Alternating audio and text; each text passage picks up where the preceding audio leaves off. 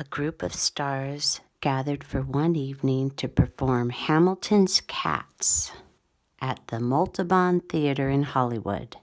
Before the show, I got to cover the red carpet and meet Sunglass Cat.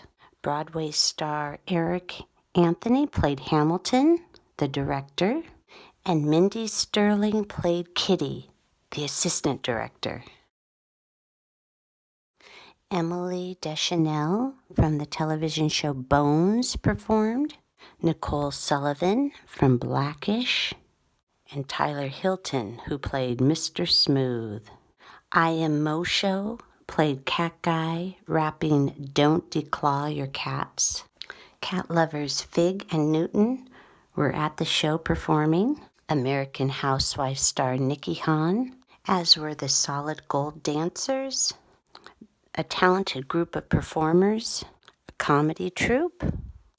They all performed for one night to help raise money for Kitty Bungalow, charm school for wayward cats. Eric Anthony rocked the house.